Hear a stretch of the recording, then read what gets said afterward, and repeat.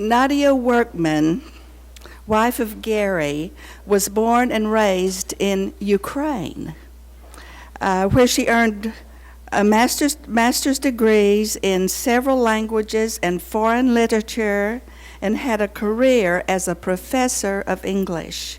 She taught in the university there. She eventually crossed paths with missionaries to Ukraine. That was in the late 90s, and came to know the Lord's way, soon dedicating herself to converting the lost and edifying the saved. And let me tell you, she does that. And being a fluent speaker of several languages, and I understand, Nadya, it's about 8. And she taught these languages over in Ukraine. Now, English, it's Old English. That is not, Texican or Alabamian. She is such an humble and sweet person. And if you do not know her, you must get to know her. She is really a special person. And she told me yesterday, she said, my life began when I became a Christian. And let me tell you, she is such an asset for Gary. We were in Ukraine a few years ago, and we saw firsthand how white the fields are there and how humble those people are. And I tell you, it was such a humbling experience for us.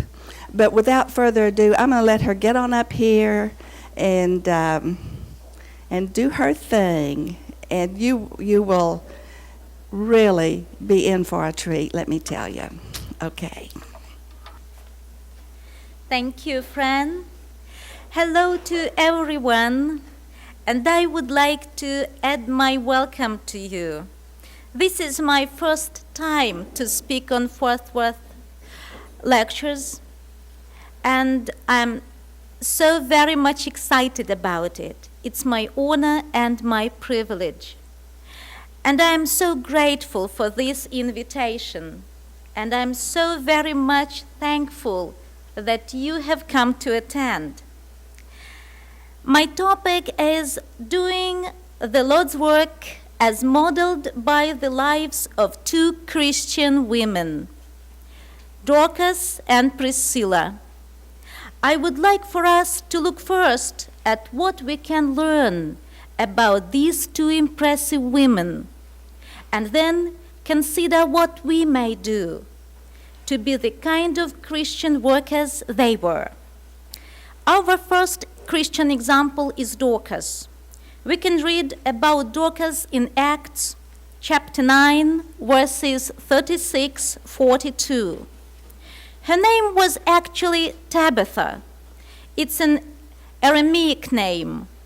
Dorcas is the Greek translation of Tabitha, and both words mean gazelle, a small species of deer. Dorcas lived in the city of Joppa. You may remember that Joppa was a town where Jonah went to flee from God. This is also the city where Peter has his housetop vision, as recorded in chapter 8 of Acts. In Acts chapter 9, verse 36, Dorcas is called a disciple. A disciple can simply mean a learner or a follower. But these disciples there were already Christians or saints, as verse 44 says. What did Dorcas do? Luke tells us that Dorcas was full of good works and deeds of charity, verse 36. This probably indicated that she was a person of some means. It definitely shows that she was a very generous person, both with her time and her money. She was renowned, known everywhere for making tunics and garments, so-called coats and shirts.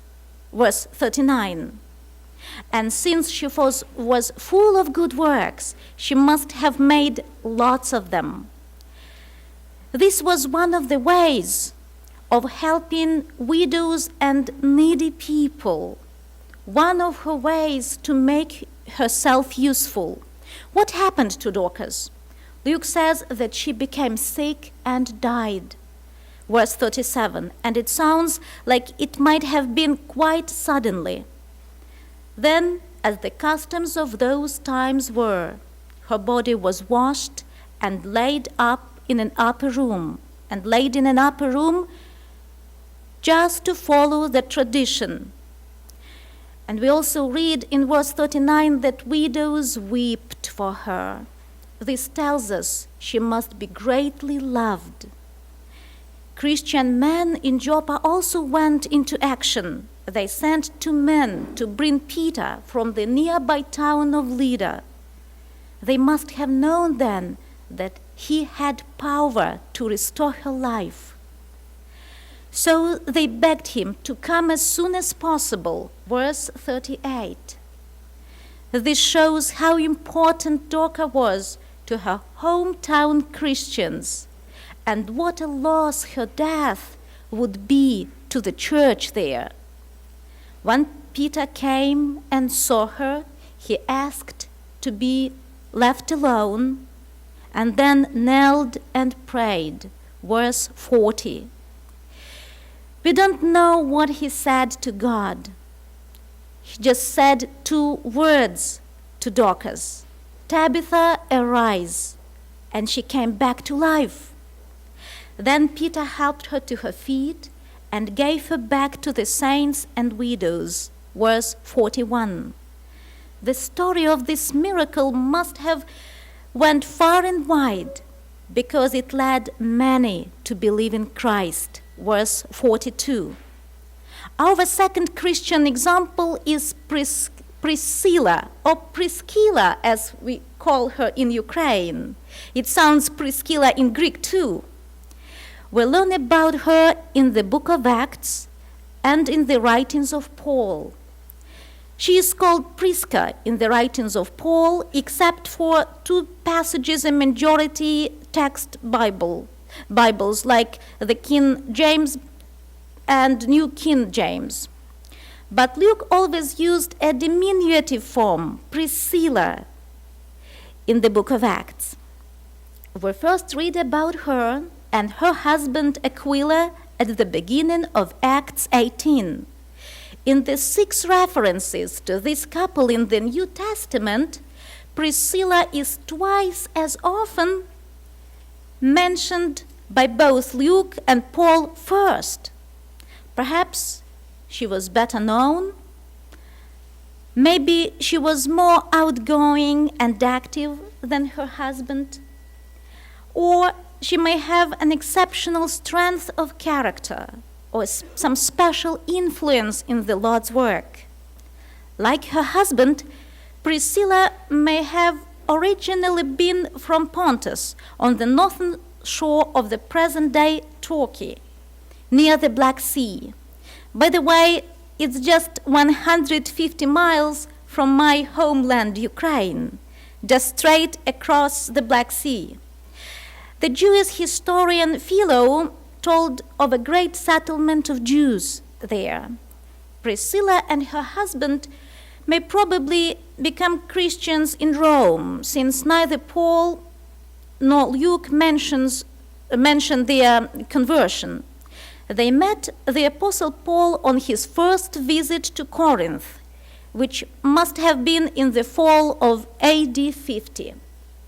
Luke tells us that Priscilla and her husband were among the Jews that the Emperor Claudius expelled from Rome the previous year. Paul stayed with Priscilla and Aquila in Corinth, and they worked together as tent makers. Verse 3. What did Priscilla do? Priscilla and Aquila were co-workers with Paul, not only in their tent-making trade, but in the Lord's cause. Paul must have had a great impact of their knowledge of the Lord's will, since they lived and worked with him in Corinth and then continued with him in Ephesus as well. Paul referred to them as his fellow workers in Christ Jesus and mentions that in Romans chapter 16, verse 3. When Paul left Corinth, probably in the spring of AD 52, Priscilla and Aquila sailed with him to Ephesus, where evangelistic efforts were made. Paul parted from them for a short time and then later finished his secondary missionary trip, promising to return if God so willed. Meanwhile, Priscilla and her husband stayed on in Ephesus, no doubt to help to prepare the soil there for sowing seeds of the kingdom. Beginning of Acts chapter 18, verse 24, Luke tells us in that place about a man named Apollos. He was a great preacher, but he was lacking in his knowledge about baptism. Then Apollos arrived in Ephesus and spoke in the synagogue. Priscilla and her husband realized there was a gap in his knowledge about baptism, so they discreetly invited him privately, and they taught him the gospel more accurately. Both husband and wife took part in it, but since Luke mentions Priscilla's name first, she probably was more active in it. This, though, does not mean that Priscilla ever taught men as a public speaker or did it in an authoritarian way. Those would be acts forbidden in scriptures, as we read about that in the 14th chapter of the 1 Corinthians and the second chapter of 1 Timothy. So, in helping Apollos, Priscilla and her husband enabled a very powerful preacher to do his work for the Lord even better. And the effect of that influence was really very great. We know that Priscilla and Aquila were again with Paul when he returned to Ephesus and stayed about 3 years there on his first missionary journey, as it is recorded in Acts chapter 19. Because he mentioned them in his first letter to the Corinthians, written from Ephesus. In the 1 Corinthians chapter 16, verse 19, Paul said, Aquila and Prisca greet you warmly in the Lord with the church that is in their home. In Romans chapter 16, verses 3 to 5, Paul wrote, Greet Prisca and Aquila, my co-workers in Christ Jesus. Greet also the church that is in their house. He said that Priscilla and Aquila even risked their own necks for his sake. Romans 16:4. This act of bravery probably took place when they were all together in Ephesus, where Paul's work created a big dissension and a great riot took place, as we remember from Acts 19. Paul said that all the churches of the Gentiles were thankful to Priscilla and Aquila, no doubt for saving Paul's life, but probably also for their well-known acts of service. After the death of Emperor Claudius in AD 54, Priscilla and Aquila returned to Rome. They spent there some time, and Paul went to Corinth. Paul included a special greeting to them in his letter to the church at Rome, and he also mentioned that a church was again meeting in their home. Priscilla and Aquila had gotten to spend more than 4 years working with the great apostle and missionary. It is possible that Priscilla and her husband spent even more time with Apostle Paul during his first imprisonment in Rome, since that since they were already in that city. And when Paul was released, they may have left Rome with Paul and even traveled with him. This seems likely because by the time Paul was a prisoner in Rome the second time, Priscilla and Aquila were back in Ephesus, working alongside with Timothy. This was probably about AD 66 and 67. At the end of Paul's last letter, he told Timothy, "Greet Prisca and Aquila," 2 Timothy 4:19. For the better part of 16 years, godly woman Priscilla had been active in the Lord's work in some connection with the great apostle Paul. How can we do work of the Lord like Dorcas and Priscilla? Let's look at Dorcas first. She stands out in the New Testament as one who put love into action and was loved much in return. Like her, we should use our talents and possessions for advancing the Lord's cause. What we can actually do depends sometimes on local conditions and possibilities, but in most places where I've been, there's always a possibility and opportunity for giving out clothes, donating embroidery, handicrafts, sending cards, letters of encouragement, writing poems, cooking meals, and lots of other things. Such services show that we love and really care. 1 John chapter 3, verse 17 and 18 says, "But whoever has this world's goods and sees his brother in need and shuts up his heart for him, how does the love of God abide in him? My little children, let us not love in word or in tongue, but in deed and in truth." Paul wrote that we should be rich in good works and to be generous and ready to share, 1 Timothy 6:17. And he said that by doing that, we store up treasures for ourselves as the good foundation for our future, so that we may take hold of what is really life. We must do it because it is sacrificing to the Lord. Peter said we are to be lively stones, a spiritual house, and a holy priesthood, offering up spiritual sacrifices that are acceptable to God, 1 Peter 2:5. We should invest our time in the Lord's work, like Dorcas did. This may require limited of our time we use for leisure, rest, or entertainment. Let us remember that Jesus expects us to bear fruit, John 15:16. And there is a special blessings for those who still bear fruit in old age. Psalms 92:14.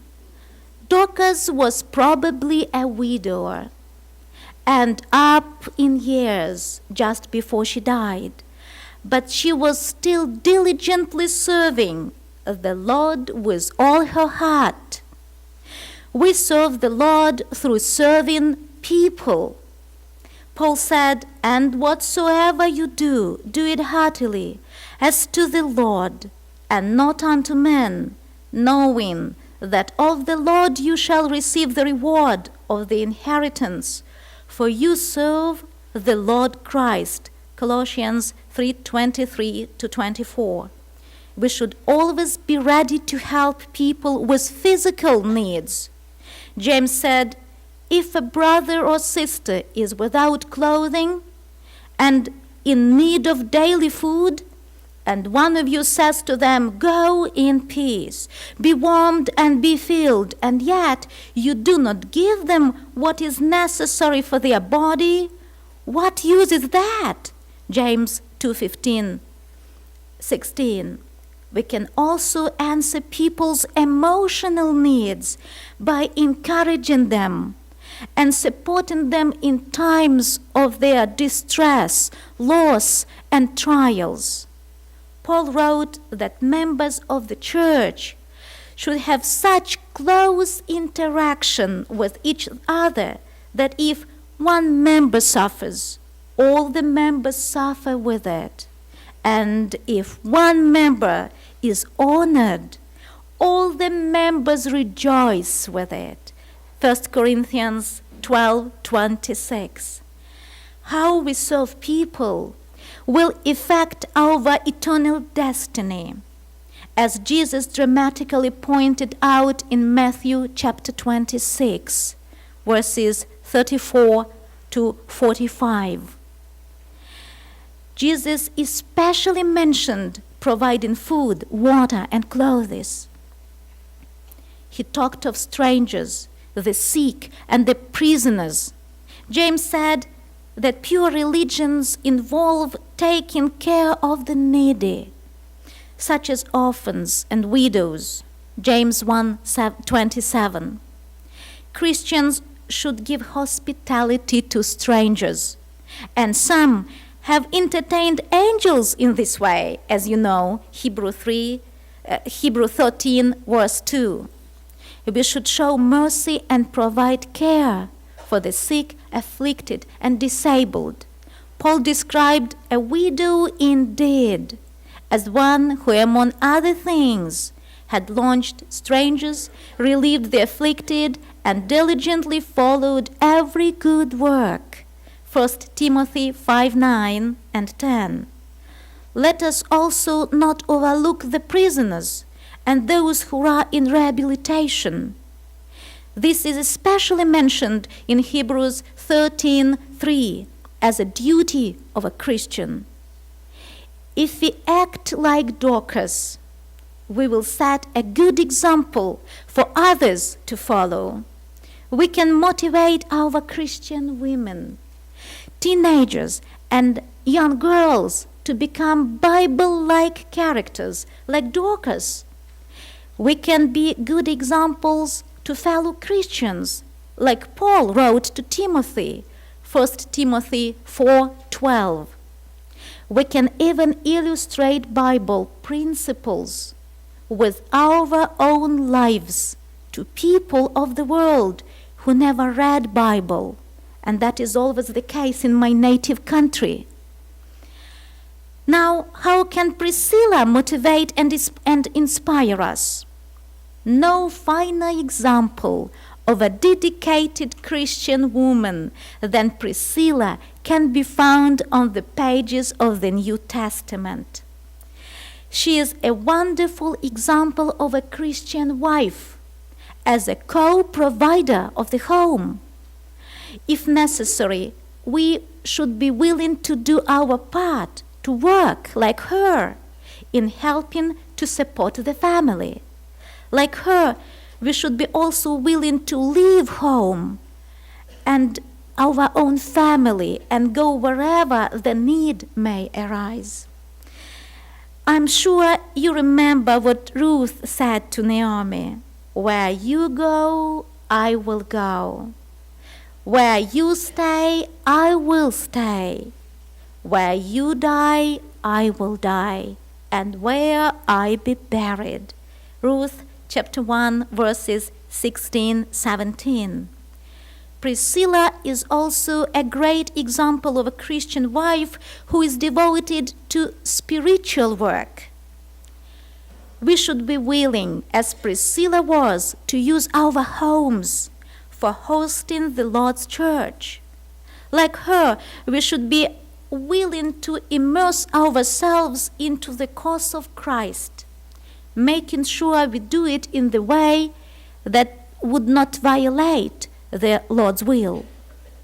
As Priscilla was willing to live her life outside her native country for the cause of Christ, we too should be willing to go where the Lord may call. Priscilla shows us how to become effective workers for the Lord. She stands unique among all women of the New Testament as one who spent most time learning from the Apostle Paul and helping him with his work. All women should strive to be teachers, especially of younger women and children, as Paul said in Titus 2:3, 4 and 5. But Priscilla took the necessary time and effort to become knowledgeable enough to help even a preacher to know the way of the Lord better. If we are ever to have a similar impact on others, we need to spend much time drinking deep from the Word of God. And then we must take it to be our goal. And then to put this knowledge into action, to practice it in our lives like Priscilla did, and became fellow workers in Christ Jesus. Priscilla is a wonderful example of Christian woman who put Lord's work before everything and above everything else in her life. When possibilities come for learning, we should take them and use them as Priscilla did. When doors of opportunities are open, we should follow Priscilla's example by unhesitatingly walking through. And like Priscilla, we should be even willing to put ourselves in harm's way in order to promote and preserve the cause of Christ. Here are my conclusions. Both Dorcas and Priscilla lived and worked for the Lord in such a way that their lives became legendary for others, for us to follow, even the women of today. Let us, as Christian women, strive to do the very same, so that we will be doers of the word and not hearers only. James 1:22. This is the only way we can have an eternal impact for good on the lives of others. Let us make the decision and take the initiative actually to start doing the Lord's work at the earliest possible time. Let us put our hearts and souls in the work so much that we always are enthusiastic, excited, and passionate about it. And while we are doing it, let us always look for opportunities to do more and more, and not less and less. Let us never get tired or discouraged and quit such great and wonderful and important service to the Lord, to the cause of Christ. Paul said, "Let us not grow weary while doing good, for in due season we will reap if we do not lose heart." Galatians 6:9. Paul said, "As we have opportunity, let us do good to all, especially to those who are of the household of faith." Galatians 6:10. And let us find ways to involve others in doing it. Now, in the final minutes of my presentation, I would like to share with you something from my own experience when I tried to follow the examples of Dorcas and Priscilla. Also, I would like to add things I have seen others doing and share with you some things I have in mind to do, cherishing it and wanting to do it with the earliest opportunity, which I know are there coming up in my horizon. There are so many areas we Christian women can make ourselves useful. Let me single out just main ones. These areas of work I've been involved in. I'm sure there is a place for everyone present here to see the opportunity in any of these areas. And you can surely think of even more. These areas are orphanage work, work with children, helping hospitals with their medical needs, prison and rehabilitation activities, congregational work and activities, community work, sharing Christ in the work environment, summer Bible camps, helping with that, working on family members, relatives, and friends, helping the Bible correspondent course, church projects, becoming a Christian author, writing cards, letters, poems, and even books. You may now imagine yourself for a while in each of these fields while I'm sharing my own experience about it. Make, please, a mental note of what you might do, having the same or similar opportunity, applying your own unique talents and God-given abilities. And I would also suggest not just to wait for the opportunities, but make them happen, creating them. Orphanage work. So in this area, I've been working with orphans of different ages, different physical and mental abilities. That also included homeless kids. Once I had 11 in my charge. They lived just out in the street, in the hole where pipes of central heating were joining each other and were covered by a lid. You know, it took time for me to get to really learn to love children. It's so easy to love babies. They are so cute, wonderful clothes on them. They smile back. They are so healthy. And it's tough to love children who look ugly with their faces all in sores, scratches, bleeding. They can't talk because nobody talks to them. They can't smile because they just don't know how to smile. They spend their times crying, being hungry, thirsty, ignored.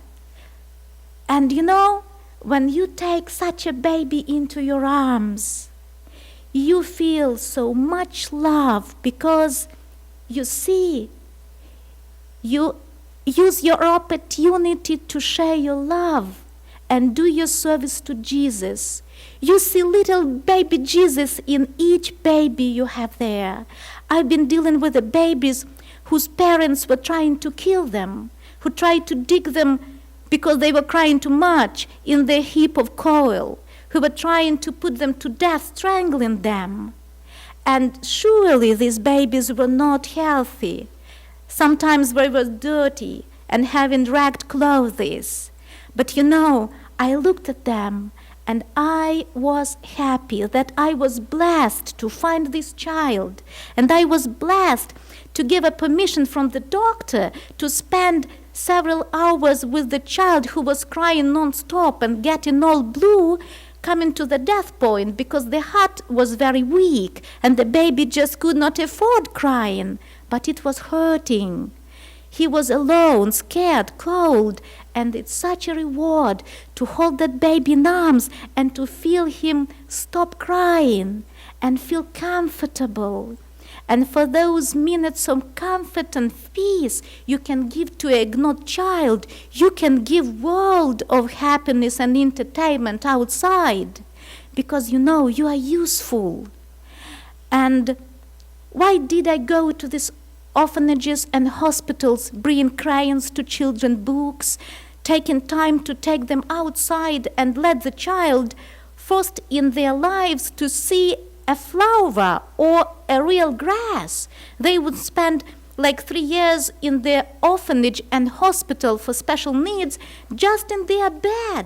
Nobody would come up to get them into arms or bring them towards the window. The nurses were doing their best to give them injections and pills and probably food at regular hours, because there was one lady in the ward of 30 kids.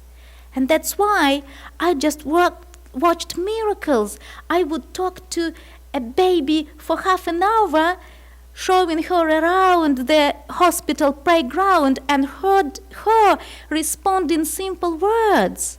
I thought this baby learned to say simple sounds and words for the first time in her life. I saw little boys with whom I draw their first card on the paper, and they never saw a real car, about which boys are usually so excited. And once I told my Christian friend in the church, "Come with me to the hospital. I have these orphans who are just locked there. They would be thrilled to ride in the car along the hospital yard. It will help them to recover. They will feel happy, cared for, loved." I remember those days. I bet there was not a happier day for 4 little boys who had a ride in the back seat of the car, like for 3 minutes. I think they would remember that. They got out of the car feeling healthier, much happier. I remember bringing my dog to the hospital with the permission of the doctors, because those puppy dog I had was such a joy to little kids who never saw that, never heard a dog bark, never had an opportunity to touch a grass or a flower. And you know, it's a challenge. When I was spending my hours, precious hours of my academic time with lots of responsibilities in my teaching career and job, in the yard of the hospital, surrounded with kids dressed very poorly, with the clothes that has been washed like hundreds of times, lost their color, and everybody could tell these are orphans, they are not my own kids, because the proud mamas with good kids, nicely dressed, were sitting aside on the benches, and none of them would want to take an orphan child outside. They had enough troubles with their own sick kids. And one day, my colleague who was passing by the hospital yard told me, "What are you doing there?"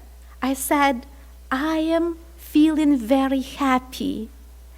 I am helping kids to get healthier, to gain love, to be brought back into life again."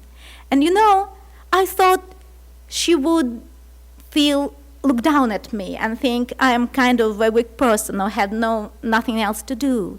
But she spread a word about this. And next time I would go there, some of my colleagues said, "Can I go with you?" I said, "Sure. I myself can carry 4 kids, but with you we can carry 10.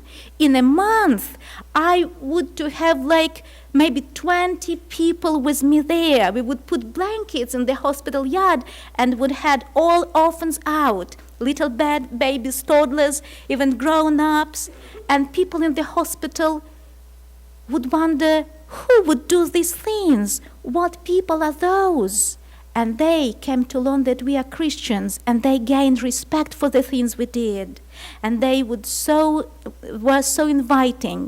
They let me do the things I don't think they ever let me do here in America, spending my times in the hospital, assisting nurses, babies, feeding them, changing their clothes, mending their torn out shirts, because sometimes I would find them with the big knots on their bellies. The shirts would just be tight on their bodies, making them suffer and hurt because all the buttons would go off and nobody would care to put them back. I would happily do that. So in my medical activities, I really, as I'm sure many of you did, would go to see sick people in the hospital, bringing food to them. And I've learned of some people who would go to the hospital to read Bible to blind people, which I am eager to do, of those who are bedfast. And when you do that to one person in a ward with 20 people there, all of them take time to listen to you.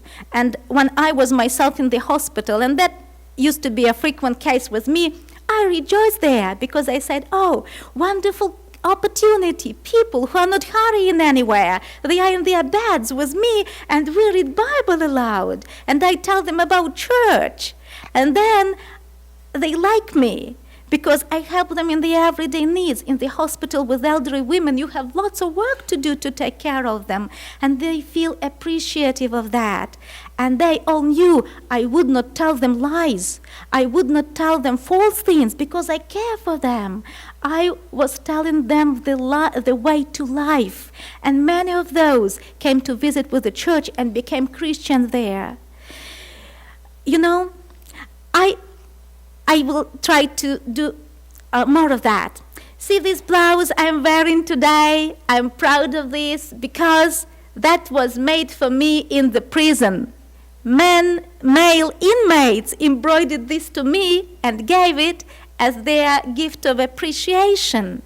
Prison work is very rewarding. Some people would tell to me, why do you go to prison? What can you get there is lots of infection, diseases, you will get sick and die. And they would never appreciate what you do. It's dangerous. I would not listen to that. I'll do my best to help my husband. He conducts lessons in the prison. And I'm eager to do my part in women's prisons, to which we already get the permission. It took tons of papers. And sometimes lots of them were rejected, but finally we got it, and we got appreciated even by the boss of the prison, who gave my husband an embroidery shirt, a sample of Ukrainian national clothes, and inviting him back. They are eager, they are waiting for us. They wanted us to bring Bibles. We already gave them shelves to their library, and that reserved some places to put our literature on those. So I plan even to work part-time in the prison because it gives me an opportunity to spend more time with women there. I am a qualified embroiderer. I took time to learn that trade in vocational school, and I can teach them because I know that can become their way of earning livings, making shirts, towels, and selling them later. By the way, they have some little workshops there, but there's no volunteers who would like to come and work in the prison so enthusiastically. Little payment, little attention, all this prosecution and dangerous situation, but I am willing. I love it. And I'm willing to do letter writing to prison, to inmates, conducting Bible correspondence courses, and congregational activities within our own churches. I did ladies' classes, children's Bible classes, youth group meetings and activities. We used to have ladies' prayer meetings and keep ladies' prayer book. That means during the week, a lady with a need would come to the church to leave her prayer request in that book. And that gives her extra time to come to the church, and there's always someone there to pray together. And then on Saturdays, we will meet together, those who would love to come, and we will read those requests. And they sometimes were very personal, very specific, and this is what is important, because when we come to know about particular little and big personal things, like a breakup in the family, the son that got to drinking, the daughter that did some violent sin, some mishaps, for whom sometimes a person can tell no one about that. That's either too shameful or too distressful. But coming to this prayer meeting together, leaving the prayer request, we would learn what happened in the family, who suffers from what, who needs what help, and that gave us a feeling of a family. And those prayers really worked. I also done lots of repairs, big and little. I can paint, I can, put plasters on the walls, I can fix doors, stairs, everything. And I enjoy doing that. And I usually do even more than people expect of me. That was the case in our new repairs room, when we painted the place and then even painted the doorways and walls outside which put the people into amazement. Why would someone invest money and time doing this for the community? It's worth it, because this is what pays back. And certainly in the church, we can have Dorcas Day, as my beloved fellow women in Beltline Church of Christ are doing. They have Dorcas Day. I say, let's have Dorcas Life. So this is much more exciting. Community work is very rewarding. Like I planned this year to plant trees along the street that leads to church meeting place and arrange flower beds there and take care of them all the year long, because that attracts people. I had this case. We were doing the repairs work, and that involved lots of materials and repair stuff being brought on and created lots of dirt. And I would get up 4 o'clock every morning to clear it all up, not to cause any complaints of the neighbors. And I was doing it secretly. And one day when I was on my way into the apartment, I met couple of women, and there were more arriving then on the bench, because it's a custom to sit by the doorway and discuss the people, their personal issues among the women whom we think to be idle in a way. So, and one woman say, "Why are you? I've heard you are settling a church place here. Who gave you a permission? We're against that. We did not sign any papers. We don't want a bunch of crazy fanatics again here nearby. We have lots of problems besides." And the other woman who sit beside her told her, "Shut up. She's a nice woman. She clears up all the dirt for whole apartment of 1,000 people here. And you, living here for 20 years, never did it even once. She's fine. Don't bother her." I stood there in amazement. I said, "Thank you, God. I didn't even need to say something in my protection. My acts spoke louder than my words." So that's why I say community work is very important. And then an important thing, involved others in what you are doing. Sometimes I can do very little, but I know we can do more when we are together. Sometimes I see the need, but I can't help it. I have no means, but I know whom to turn to. I tell about this to as many people as I have in my reach, and it would work. And you know, we need to take part in the activities other people's doing, other people's launching. We need to seek for help of others, and we need to provide help to people who are doing this work. And the main thing is never to get discouraged and never accept any kind of recognition or appreciation that would never they may never come. And as fine as you are, there's always a place for someone to say bad words about you, or things that you never did but you were blamed for. Never take any attention of those. Just go on doing what you are doing. God will fix it. Maybe not tomorrow, maybe sometime later, maybe even at the end of your life. Never get discouraged. Don't stop your work, even if it can jeopardize your reputation. People are looked down in my country when they are believers. They are considered to be weak people. And you know, there were times in my life when I thought, well, they can easily accuse me in my country. You can buy a judge, you can buy a couple of false witnesses, and you can falsify some evidences, and there you are in the prison and you can't help it. I said, well, if it would happen to me because somebody would want the apartment I own or some other pretext, well, I would rejoice. I always wanted to get into the prison to do more work. I will have better opportunities there. I am not going to get discouraged. Lots of women, lots of spare time. I can share a lot. God, your will, for that I'm ready. So, don't stop. If the work is not going the way you want, just try. Get another try.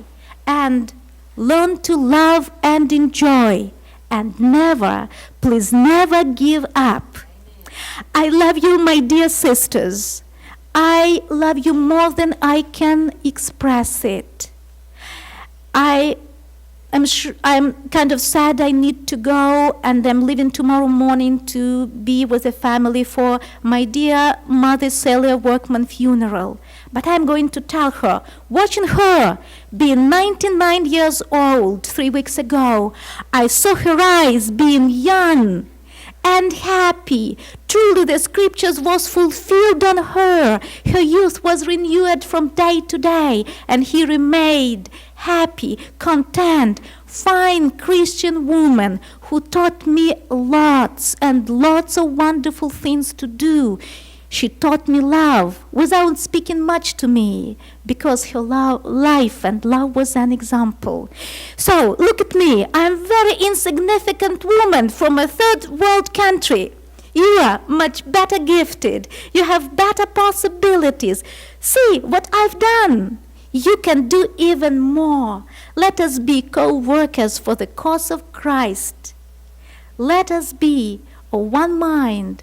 Let us be a one single nation in Lord. No matter what differences are between us, we love each other and we love God. And this is the main thing. May God bless richly each one of you. I love you and I care for you. I'm always there for you. In case I can do anything, I am there and ready. You are always in my mind, in my heart, and in my prayers. Thank you very much for your very kind attention.